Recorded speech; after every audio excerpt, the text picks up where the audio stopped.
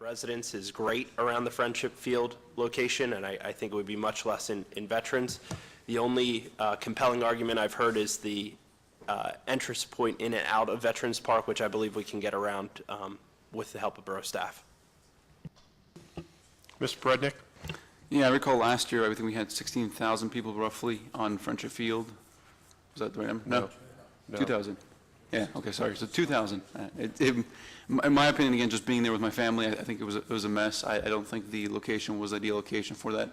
I think some of the reasons John Schreichter points out, I think that Veterans Park is a much better suited location due to the grading in the field. I believe there's actually a better viewing angle. It's a larger area. More people can fit in there safely. I think that's a good location for this year and for following years. I just don't think Friendship Field suits the Firebird very well. I very much do want the festival to happen, just not at Friendship Field. Ms. Mayo? From the discussion in the Parks and Rec committee, the organizer of the event doesn't seem to want to have it at Veterans Park, which does pose its own problems. Anywhere we have it at this point is going to have problems. We just have to figure out where are less problems than other places. However, if we could ask Heinrich about, his thoughts on having it at Veterans Park, I would ask you to indulge me on that. The applicant would like to address council. It's true, it's a big field, veteran, but at the same time, it's just a bottleneck to get into it. And yes, you can walk from the other side, but it's a hideaway spot where you have to, you have to have a bus that comes in there. I don't see it possible. I mean, last year we talked about the possibility of having it there, but we didn't deem it appropriate. There has to be, it can't all be shuttled up. We only have 3 buses, and those 3 buses can't provide all the transport for all the people that comes up there. That's impossible. So it has to be an area where there can also be other ways of accessing it. And the Veteran Field doesn't have any access except walking up there. And then those buses, and that's just, and I love when the festival was down here, because there was a public, you could see it 3 months in advance when it was being built. Up here, it's going to be totally hidden away. At least I thought it worked out well last year in Friendship Field. And when I was up watching the fireworks, I see it very, very nicely as a location for the festival. The fire chief required that we were 300 feet away from the closest building, and we have that. We have that requirement. So I don't know if there's other things I should. Any other questions for the applicant? Well, we've got him up here. The only other comment I would make is that the packet includes a PennDOT road closure, basically forcing people to walk from downtown to Friendship Field, which distance-wise is no different than getting out to Veterans Park. So if we're talking about people walking, I think that's kind of a moot point. I do believe one of the things from last year that was an issue was the height of the bird. Henrik wanted to build a bigger bird, and the fire chief wasn't exactly on board. In my opinion, that site would allow him to build basically as big of a bird as we've become accustomed to down in the downtown area, which I think is also a draw. The only other thing that I would add is in committee, I made reference to the amount of social media that he had last year on Facebook and other avenues. I think that kind of makes any location very feasible with the amount of publicity he can get in a very quick time. Any other discussion? Mr. Dalton? I was curious. So we had 2,000 people last year, roughly, give or take. Yeah. Was there, and I wasn't part of council at that time, but was there any fallout from that event being up there, meaning any residential repercussions or or problems that arose from having the festival there with only 2,000 people, much less, I think we're anticipating a bigger draw this year.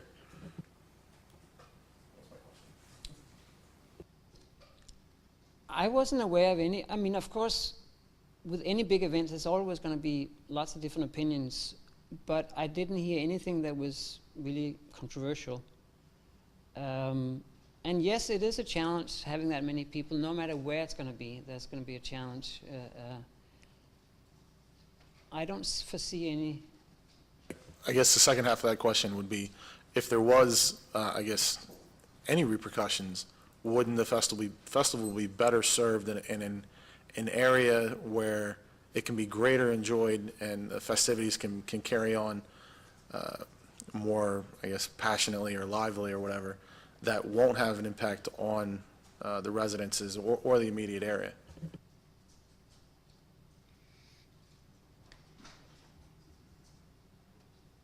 I mean, we had it down here where it was just in the parking lot here, and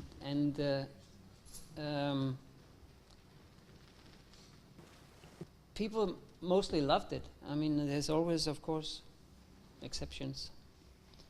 So I actually got engaged at the Firebird Festival. I'm just saying that I think the ultimate goal for the township is to find a home that is best suited so that the town and its residents can most enjoy the festivities without having an impact upon those who would think it was to the contrary. I think the object in maybe possibly looking at Veterans Field as opposed to Friendship Field is that Veterans Field, while it is not in the public eye as much for the building, would still be better suited for, I guess, a more lively party, which I think would be the objective of the festival. I guess that's just my question.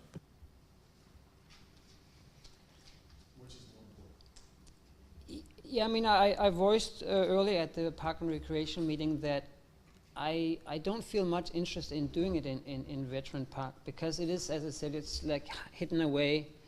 And yeah, there is, yes, there's Facebook and all that public media, but it is this kind of thing when you see it this event is a community event, and that's the draw of it. That if it's just something that's for just having a party that night, it's all the building of it, that is part of the whole charm of it, in my mind. That it's not just having one day of a big party. That when people see it and come, there's lots of people come and they give us donations and so forth because they're all excited about the festival, and so in my mind it's important to keep it in the public eye so that you see it, like when it was down here. And we're hoping to get back here in downtown area. For all the businesses down here, it's one of the biggest sales days of the year because of this public excitement about it. And that's the only reason I'm doing it, because in a sense, it doesn't really make sense to build this huge bird and just burn it off. There's nothing really spiritual or exciting or anything really in the event itself. It's more everybody participating and creating the event. So it's putting it somewhere where it's out of sight, then it's also out of mind, and that's I don't want to. I find the reason diminishes.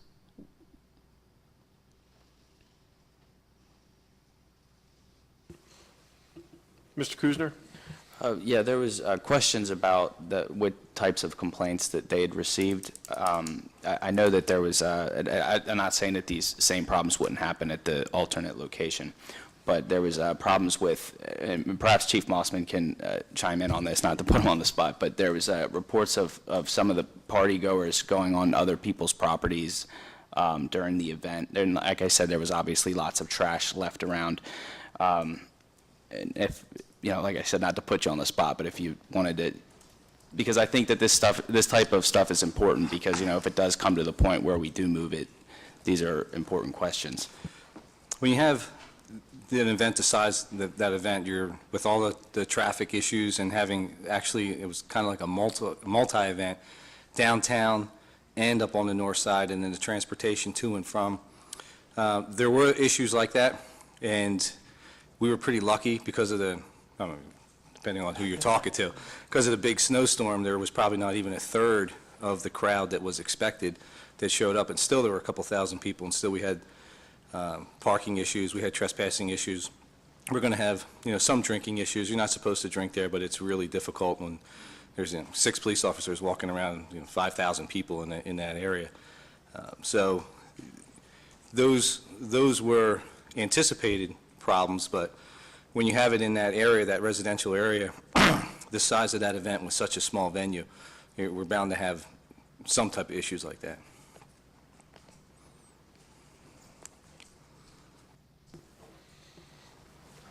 Mr. Dalton? It occurs to me that one of the hangups is the building and, wanting people to participate in the festival, the festivities of building that. Oops, sorry. What if you were to build the bird in town and transport it to Veterans Park in some sort of ceremony? Would that be something that would make Veterans Park more attractive to you?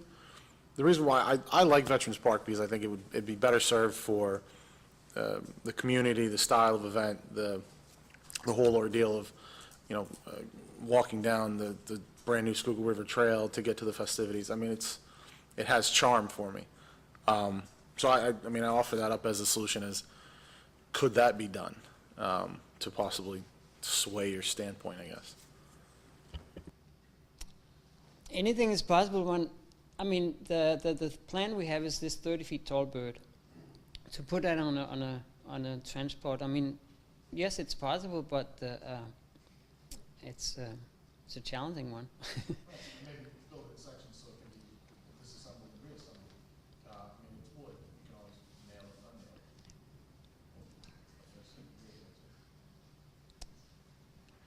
unnail it. It's like building a house and then moving it. Yes, people do it, but then they also have lots of. I'm open to look into that, but I sincerely doubt it's possible.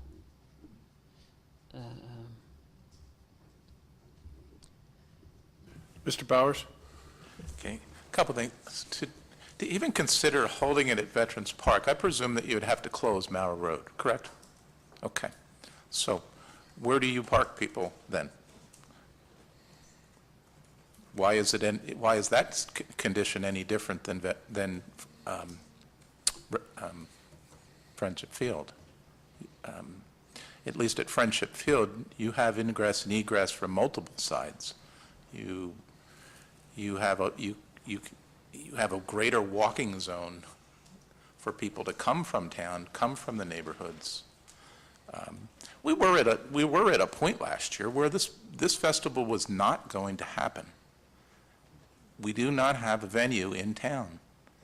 The private ownership is not amenable to providing property for this to be held at this time. Many residents from Friendship Field came out and expressed concerns, but did not want to see this festival canceled. They expressed concerns about the height of the bird. They wanted reassurance that people would be managed, that the traffic would be managed, that the burning would be managed, and all that occurred. People did not voice outrage over the festival being held at Friendship Field. It went on. I think we can't just arbitrarily make the decision to have it at Veterans Park unless those residents are fully aware of what's going to take place. We need to consider what the residents of Northridge would feel about this. People will trample on their property as well. People will leave trash and litter in Veterans Park if that's an issue. People will be drinking in Veterans Park. All the same issues will materialize at Veterans Park that would occur at Friendship. The advantage at Friendship is that there is more access. Yes, it's a smaller venue, but there is much more access. It can be managed more effectively.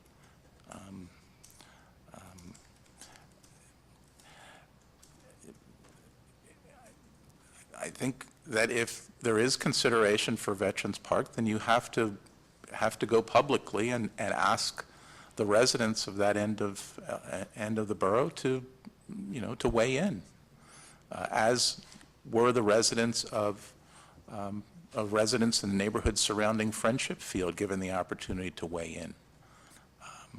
They weighed in, they expressed concerns, but they were ultimately in favor of continuing with the festival. If we're looking to change the venue, then I think the residents of the new venue, surrounding the new venue, need to be able to weigh in on the issue as well. Mr. Prednick? I have a question both towards Heinrich, the applicant, and towards Mr. Crack. From a application perspective, if somehow we were to, let's say, separate this and say, okay, it sounds like all the council wants to approve the event, we're all in favor of the festival itself, the question is really only the actual location of the event. What effect would it have on the application if we say we were to conditionally approve it, the event, but not the location at this time, and would delay the location until we were able to get opinions back from the public and other people? I don't think you should try to separate that out. I think you need to resolve the location as the application has a lot of different information on it. So either you are going to approve an application or not, based off of what was submitted that has all of the variables, streets closures, and all of that stuff that is currently in that packet. You don't have any of that information available to you at this point in time. And I think from a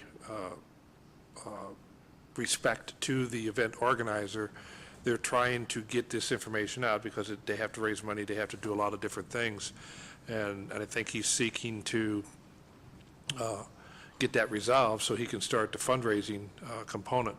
I stated in the committee meeting that we'll work with whatever transpires. Yes, there's going to be issues, as everybody's alluded to, but it will be a much tighter and more difficult process of closing the roads and moving people in and out, I do believe, in veterans. But you don't, because you got one street. You've got streets on all four sides of the park, but that also creates its own problems, and that's people trampling through the accesses that are there, the alleys and dead-end streets and what have you. I don't believe you have enough, I'm being blunt, I don't believe you have enough information to make a decision other than Friendship Field tonight.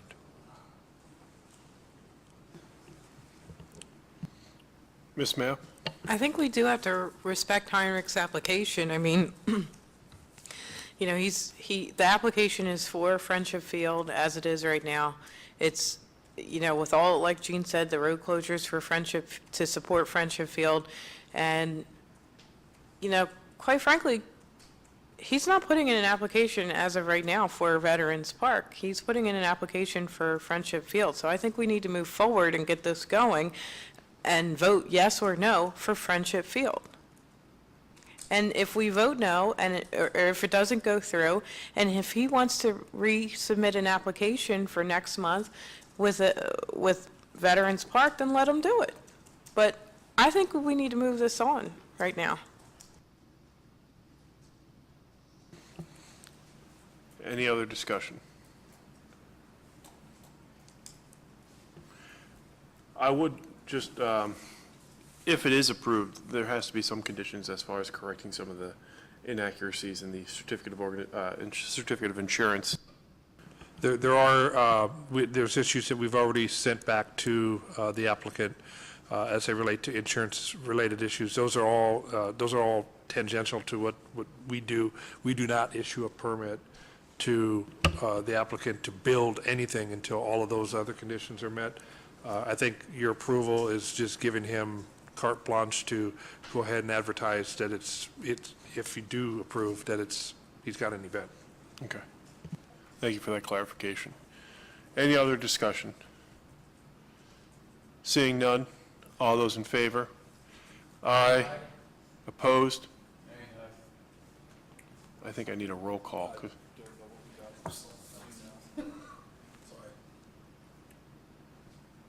Yes, please. Mr. Bowers?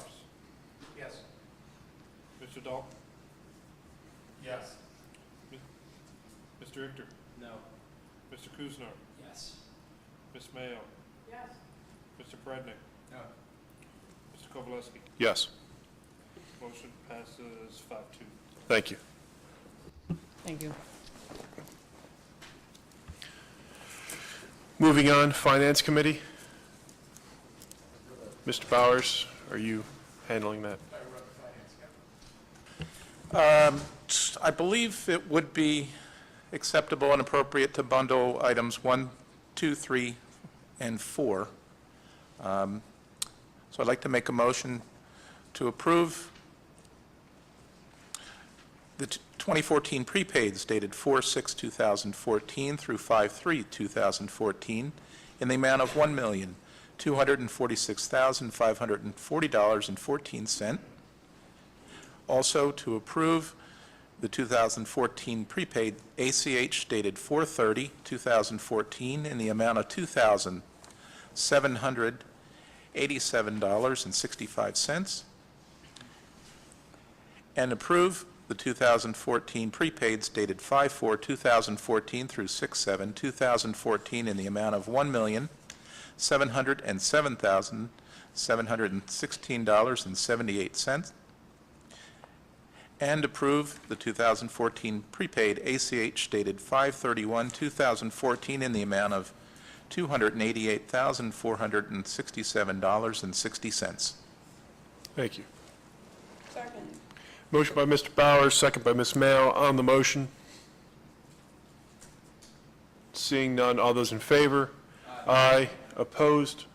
Motion carries 7-0.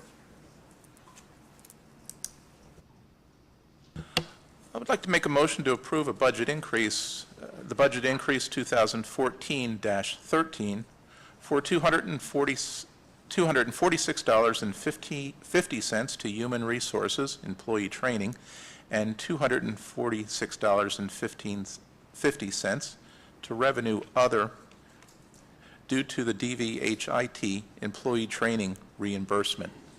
Second. Motion by Mr. Bowers, second by Mr. Prednick. On the motion, seeing no discussion, all those in favor? Aye. Opposed? Motion carries 7-0. Thank you, Mr. Bowers. Economic Development? Oh, I'm sorry, Infrastructure. Coming out of infrastructure, make a motion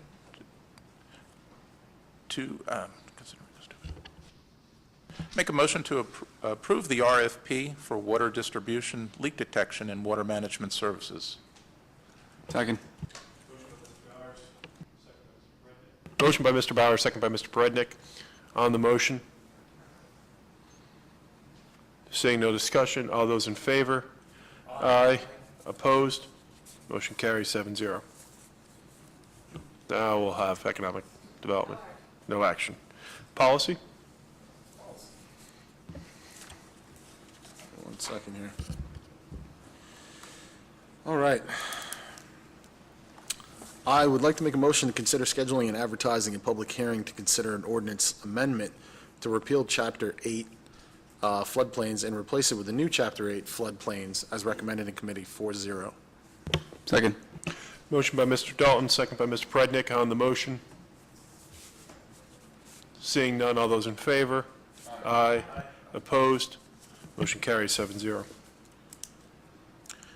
Secondly, I'd like to make a motion to consider scheduling and advertising a public hearing to consider an ordinance approving collection procedures and adopting interest and schedule of attorney fees and charges to be added to the amount collected as part of unpaid municipal claims for delinquent accounts, as recommended in committee 4-0. Second.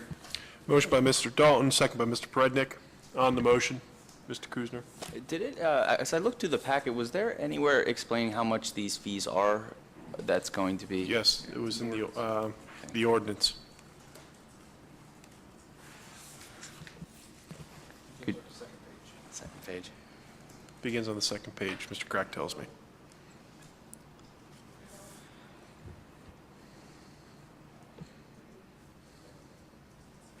Okay. Any other discussion? Seeing none, all those in favor? Aye. Opposed? Motion carries 7-0. Thank you, Mr. Dalton. I will open up the second round of public participation and invite the public to come up and participate. Please announce whether or not you're a borough resident, sign in, and please keep your comments to 5 minutes or less.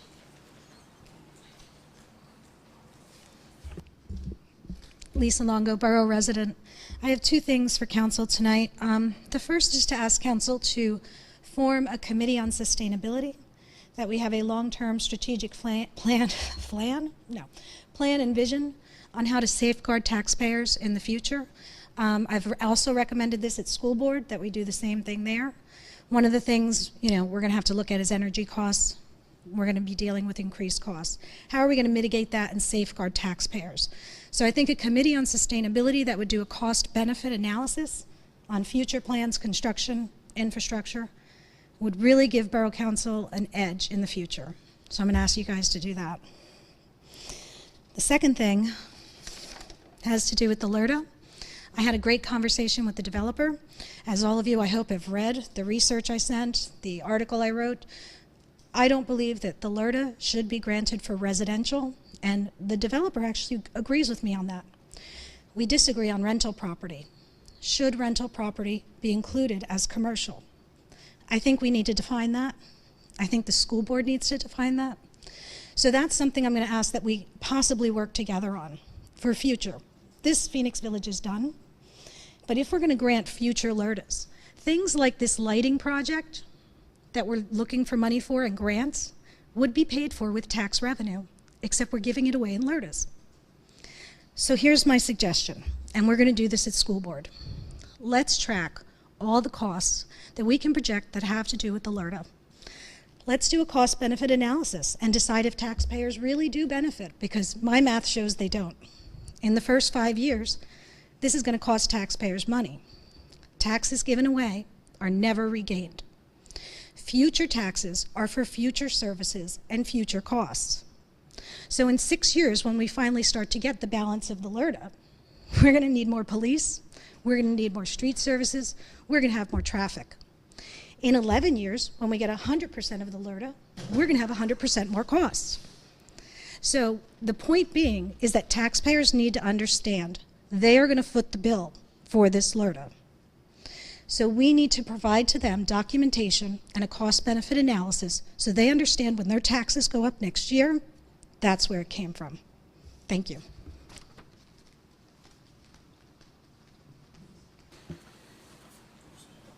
Seeing no other public participation, we'll close that round of public participation and move on to step.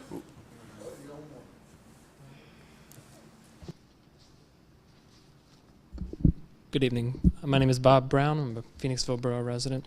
And last month I'd been contacted by Bev Wassel. I just wanted to clarify. I was here this evening because I was of the understanding that there was going to be a vote for the consideration of the temporary community event for the Phoenixville Zombie Run and Fun Day.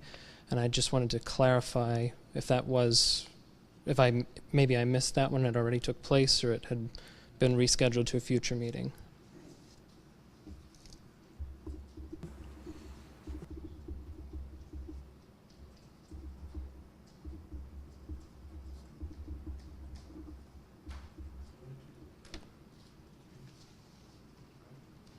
Okay.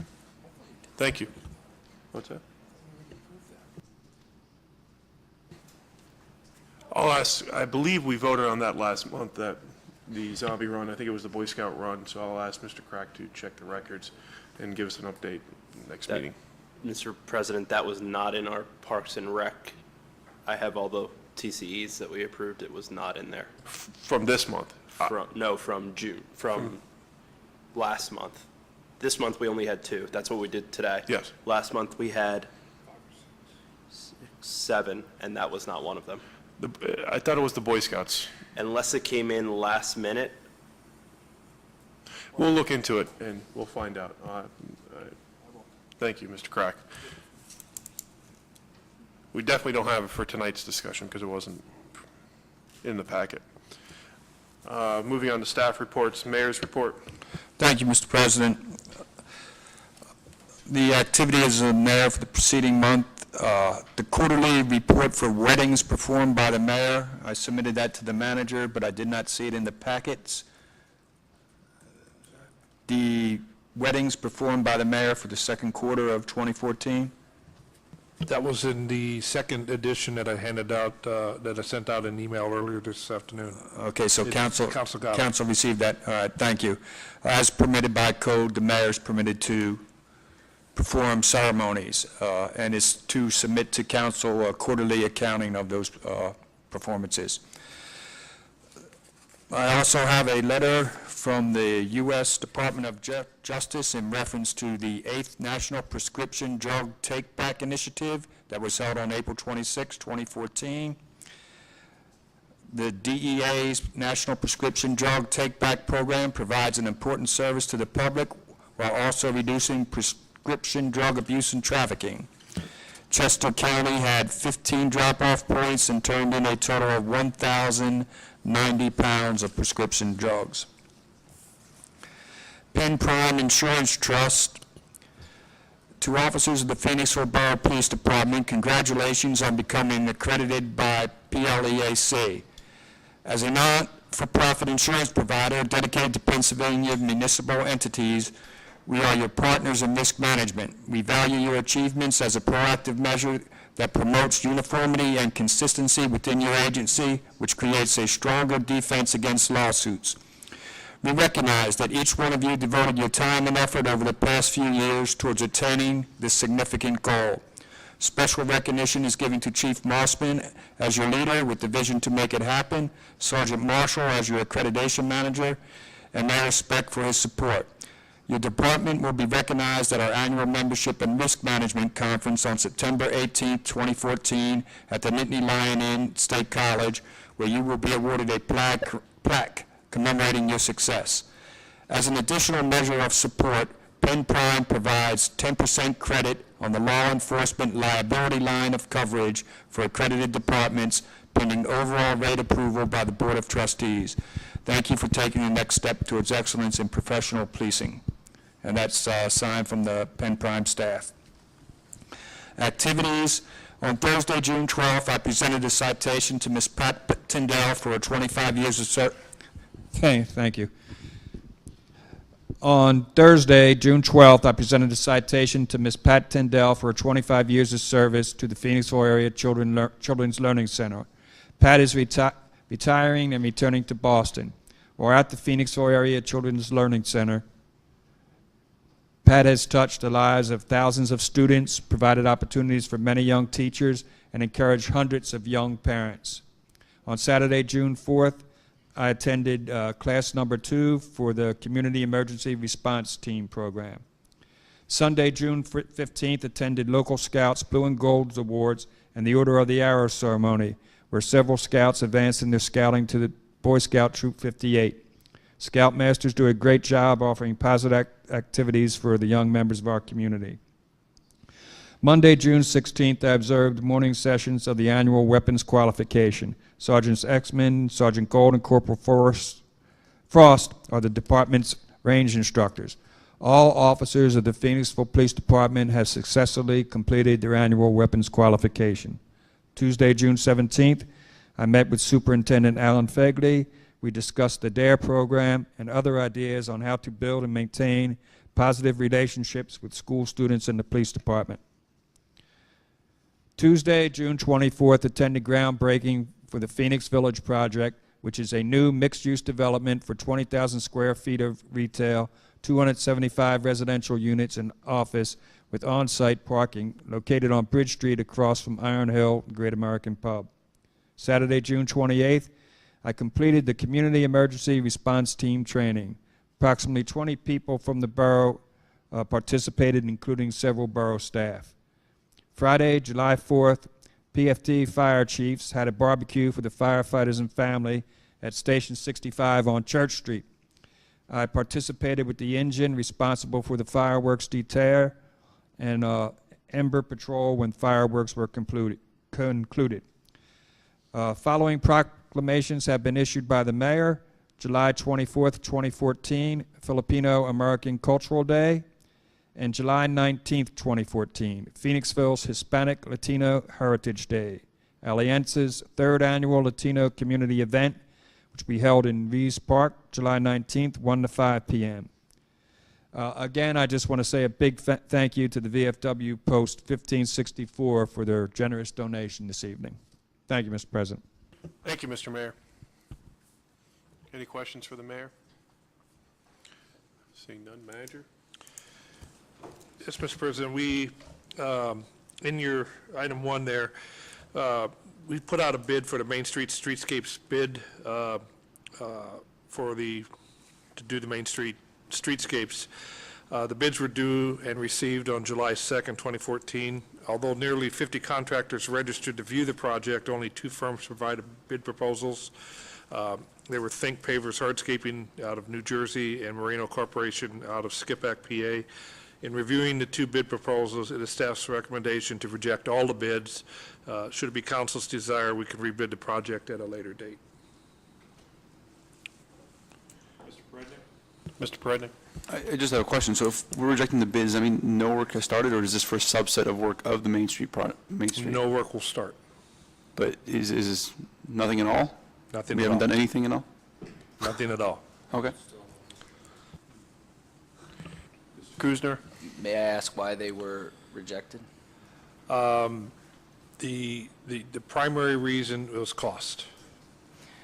And I guess second, then this isn't going to be done this summer, or will we still have time It to do it? depends on whether council This- wants to rebid the project.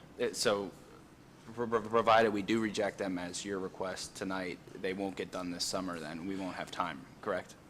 No, it would, if council wants to, if council wishes to, after more information is provided, if council wishes to rebid the project, we will rebid the project. I will have to sit down with the architect, the engineer, go through all of the information that was there and determine what items should or should not be in new bid package, and then put out a new bid package. I would like to be able to candidly explain more. There's an aspect of discussion that will go on in executive discussion, and I'd like to do that. Given that it may be worthwhile to hold off any vote from council until after executive session. Executive session. Mr. Richter? I want to ask just one question then. I'm searching, but I thought your report said 50 people had looked at the bid? Yes. 50 firms. 50 firms? Do we have any idea why that many people would look at it and only 2 would bid? There's probably a lot of guesses, but I'd be remiss if I tried to identify specifically. And so I think the best idea is we'll go into executive session and have a motion afterwards. The second item, I'm sorry, I'm sitting there waiting on you and you're waiting on me. The second item is consider staff recommendation to award the wastewater treatment plant sludge removal contract to Sinagro Central LLC in the amount of $259,680. This contract would go through December 31, 2016. In the 2014 budget, the 2014 dollar amount is accounted for, and in the 2015 and 2016 projected budgets, these items are accounted for. I'll make a motion to award the WWTP sludge removal contract to Sinagro Central LLC in the amount of $259,680 through December 31st, 2016. Motion by Mr. Richter, second by Ms. Mayo. On the motion, Mr. Prednick? I'm just curious, Mr. Crack, has this been put out for RFQ? This was definitely put out for a bid. Okay, so is this the lowest bid response, or can you shed a little bit light back on the responses you got? This is the bid response we got back. The only one? The Out of only how many? one.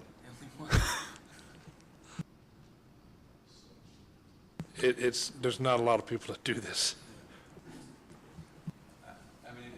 Is it in the experience of borough staff that this is a fair price or fair market price? It is both a fair market price and it is a qualified firm. Thank you.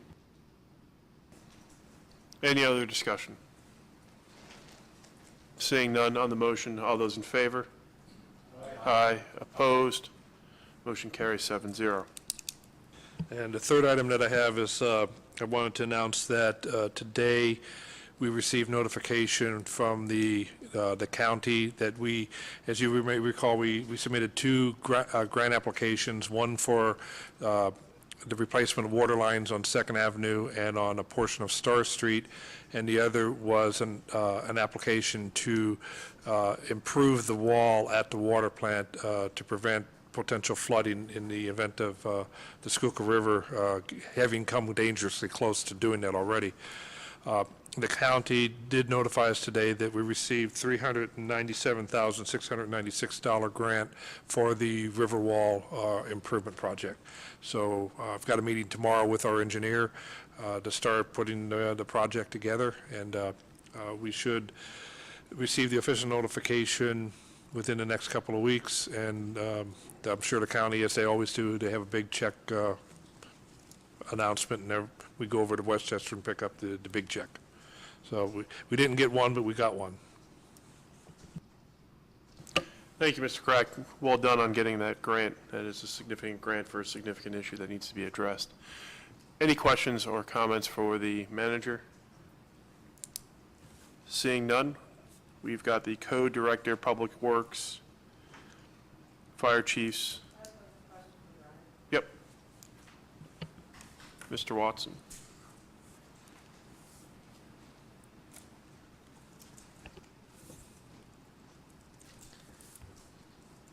I just wanted to ask what the street sweeping schedule is.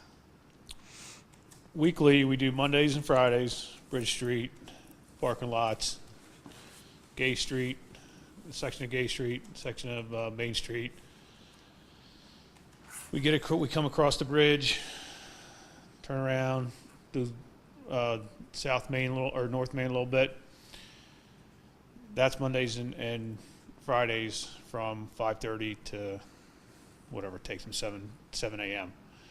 Currently, we have one guy dedicated for the rest of the streets in the borough, and we're following the schedule that's posted on the website. Okay. So my question is, two questions. Do we have our own street sweeper now? Yes, we have two. Okay. I thought I saw our own going down my street, so I was pleasantly surprised. I probably voted for it, just don't remember it. But anyway, when you say 5:30 to 7, it just does, a.m., right? It just doesn't make any sense to me why we would be out sweeping when all the cars, everybody's still home from work. Not only is it highly disruptive at 5:30 a.m. to have this huge monstrosity coming down your street, and it's just, the noise is just horrific. But above and beyond that, it just doesn't make any sense to me why we would be sweeping when everybody's home and all their cars are still on the street. Like, I don't know why we wouldn't wait until a little bit later in the morning so that, my street's pretty vacant about 8:30, 9 o'clock of cars, so. Well, again, we concentrate on just the Bridge Street area from 5:30 to 7 in that little section of Main and that little section of North Main. And the part of Gay, I think Church was, but then we took it off because of that reason. But the reason we want to hit Bridge Street that early is before the business is open, before rush hour traffic, and so my guys they have other things to do. So it's to get them in and out of the sweeper as quick as we can. Yeah. Well, at least, all I know is, on Walnut Street, there's no cars after 8:30, 9 o'clock, and it would be more ideal time to do it. And not just that, but, I mean, Walnut, they should not be doing it they between do, 5:30 they and do, 7. they do. I would think that would be more of a cut-through from the They've- shop to, The last time I remember the street sweeper coming down, which was maybe a month ago, okay? it was definitely after the last council meeting, but it was about 5:45 in the morning. Okay. And it well, just, I mean, it like jostles you out of bed, you know what I mean? It And sounds like a jet truck, or jet airplane. It has Yeah, very it- loud it engine. really I'll- does. I will have a chat with him, because he is not supposed to be doing residential streets besides I understand Bridge. Bridge Street and, Right. you know, maybe a little bit of Church, but, No, they shouldn't be off that far back. okay, I appreciate it. Mm-hmm. Thank you. Send them over to Mike Kuzner's. He's on Bridge Street. Anything else for Mr. Watson? Mr. Bowers? Brenda, in the report under wastewater treatment plant, there's two items there related to digester. Sorry, under the wastewater treatment plant section, there's two items regarding work on digester 1 Yes. that suggest disagreement over scope of work. That was with that, with the pump? Yes. Is this still ongoing? No, I it's thought- been resolved. We took care of it ourselves with staff personnel, and I think it took Well, them that's just it. 20 minutes to do. Well, that's just it. Staff had to do it when this Well, what happened was, I guess somewhere between the first engineer and the second engineer was missed in the bid specs. And, you know, you get down close to the end of a project, the two contractors aren't getting along, no one wants to do it, so, you know, we just took it on ourselves and took care of it. It was so minor. the other item, it alludes that some equipment wasn't properly set up. The comment was also found equipment that was not wired. Is this something we need to go back to the contractors? Oh, it's been taken care of since. We just brought their attention. When all the components came in for the new building, some of them were put in place but not properly wired. And through our inspection, we found the issues and they've been addressed. Okay. Thank you. Thank you, Mr. Watson. Well, Mr. Prednick? Just had one quick question. I think one of the previous council sessions, we approved the $300,000 for the street patching. And can you just give an update where we stand with that? We have a meeting later this week with the head of municipal services down in PennDOT, and I have a phone conversation or call tomorrow with our representative from municipal services, where I'm going to get straightened out our project number from PennDOT and our bid form, which then I'll give to the head of municipal services Friday, and hopefully have it out to bid, like I said, this third week of July for a 2-week bid period. Do we still foresee the list of streets being addressed before the winter? Oh, yeah. Okay. I'm shooting for before school starts. Okay, thank you. Anybody else before Mr. Watson steps away from the podium? Seeing none. Thank you, Mr. Watson. Anything, co-directors, fire chiefs, the finance director's report, anything for the finance director? Fire department liaison? All right. With that, Mr. Perednik, One quick question. Do we not have a police report this month? it's in the packet. I know, but usually the police chief reads it, so I'm just curious. No? Okay. No, it's usually, unless there's questions for the chief, that's usually the only time when he gets called up. Okay. Executive session, we have several items to discuss, including personnel, litigation, and real estate. I need a motion to go into executive session, and I believe we anticipate coming out. Mr. Dalton, moving in. Second. Second by Mr. Prednick.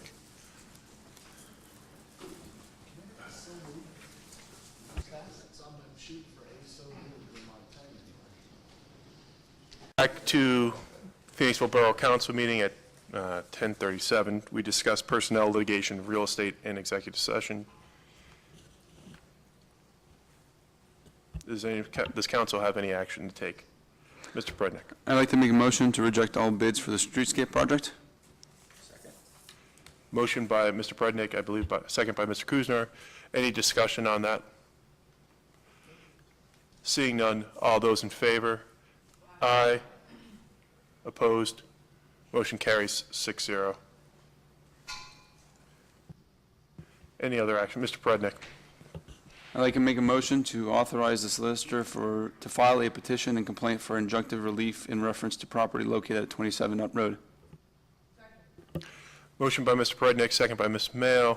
Any discussion on that motion? Seeing none, all those in favor? Aye. Opposed? Motion carries 6-0. Motion to, what's that? Second. All right. Thank you very much.